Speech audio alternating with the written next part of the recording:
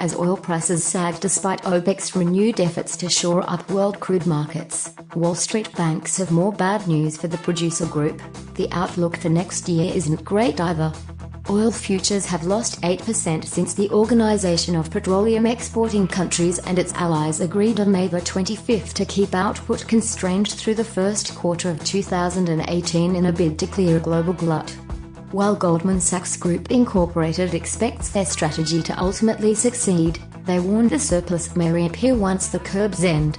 Morgan Stanley and JP Morgan Chase and Company say the group will have little choice but to stick with the cuts even longer. Resurgent supplies from U.S. shale drillers and fading growth in fuel demand mean that world oil markets could face another overhang next year, the banks predict.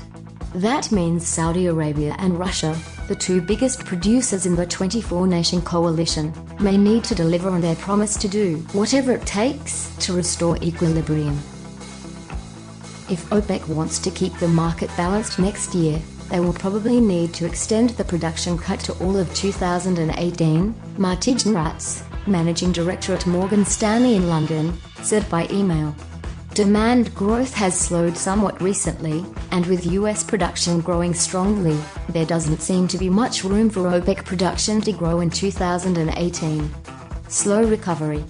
Production cuts are taking longer than expected to eliminate the surplus as US shale drillers boost production with surprising speed. American oil explorers, having learned to operate more efficiently during a 2-year market slump, have restored almost all the output lost during the downturn. As a result, the market may be unable to absorb the return of production halted by OPEC and its partners when their pact ends in April. The market isn't able to see how OPEC exits production cuts without creating huge surpluses in 2018, said Jeff Curry, head of commodities research at Goldman Sachs in New York. We see risks for a renewed surplus later next year if OPEC and Russia's production rises to their expanded capacity and shale grows at an unbridled rate.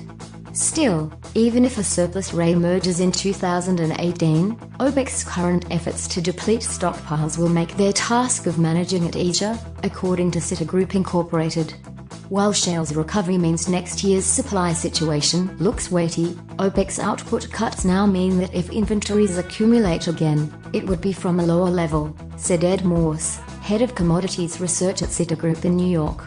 Those increases in inventories may nonetheless prove substantial enough to prevent prices gaining, said David Martin, an analyst at JP Morgan, who slashed his 2018 forecast for Brent crude by $10/bbl to $45 on May the 25th.